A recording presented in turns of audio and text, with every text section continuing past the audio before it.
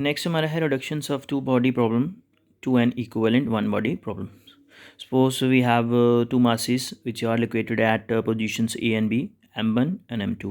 इनका जो positions vector है वो कितना है आपका, m1 का पोजीशंस वेक्टर r1 है और m2 का जो पोजीशंस वेक्टर है आपका r2 है. ठीक है, अब हम कंडीशंस ले लेते हैं कि let there is no external force acting on a system. ठीक है, there is no external force acting on a system.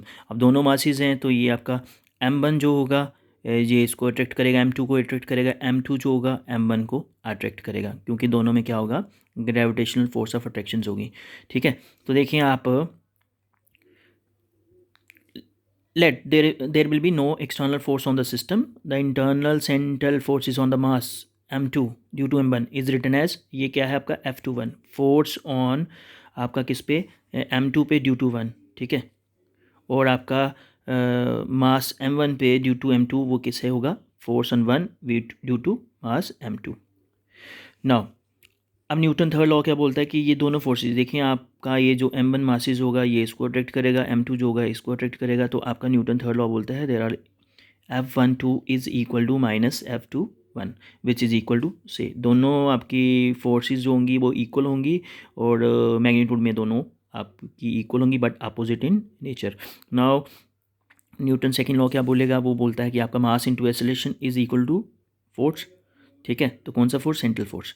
तो mass accelerations d²r1/dt² is equal to force on m1 due to 2. ठीक है, तो यहाँ से m1 को आप इसके नीचे लेके जाएंगे तो आपके पास ये इक्वेशन आ जाएगा. सिमिलरली हम क्या करेंगे, अप्लाई करेंगे किस पे, m2 पे mass m2 into accelerations d²r2/dt² is equal to F21 which is equal to minus F, है ना, उल्टा होगा. तो we have d²r2 is equal to minus F m2. Done, subtract कर देंगे दोनों इक्वेशंस को, तो we have d²r1 divided by dt² minus d²r2 is equal to, आप सब्ट्रैक्शंस करेंगे तो F m1 वो आपकी फोर्स आपकी नेगेटिव थी तो माइनस माइनस आपका प्लस हो जाएगा, तो F m2.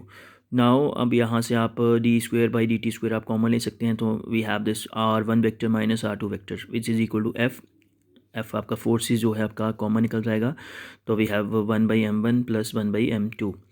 नाउ आपका r क्या है, आपका पोजीशंस वेक्टर है of mass m1 with respect to m2, relative positions vector. ठीक है, तो आप ट्राइंगल ऑफ वेक्टर एडिशंस लगा सकते हैं. आप डायग्राम में देखेंगे तो आप यहाँ देखेंगे तो ये जो आपका है रिलेटिव पोजीशंस वेक्टर बोल सकते हैं, डिस्प्लेसमेंट वेक्टर भी बोल सकते हैं. तो आपका क्या होगा, by applying triangle of vector additions, तो आपका क्या होगा, r2 plus r is equal to r1. देखिए आप इस तरह से आप लिख सकते हैं इसको, r2 vector plus r vector is equal to r1. ठीक है, ट्राइंगल ऑफ वेक्टर एडिशंस, क्योंकि आपका r2 और r वेक्टर ऑर्डर में है, ये अपोजिट ऑर्डर में है, तो यहाँ से आपका जो r वेक्टर होगा वो किसकी इक्वल होगा, we have r vector is equal to r1 minus r2 vectors. इस तरह से आप लिख सकते हैं इसको. ठीक है, तो आपका हम इसकी जगह r1 माइनस r2 वेक्टर की जगह हम सिंपली आप लिख सकते हैं आप r वेक्टर्स. तो इक्वेशन हमारा बन जाएगा d²r/dt² which is equal to F. अब इनको आप सॉल्व करेंगे तो हमारा m1 plus m2 divided by m1 into m2. Now आप ये वाला टर्म होल टर्म को इस तरफ लेके जाएंगे तो m1 m2 divided by m1 plus m2 d²r/dt² which is equal to F. तो अब ये टर्म आपने निकाली है which is equal to reduce mass, तो ये हमारे पास जनरल इक्वेशंस बन गए. Mu d²r/dt² is equal to F. This equation is known as equations of motions of relative positions vectors. The given problem involved two particles or bodies and can be solved as such by solving two equations. आपने दो equation solve करी तो हमारे पास ये generalise equations आ गया.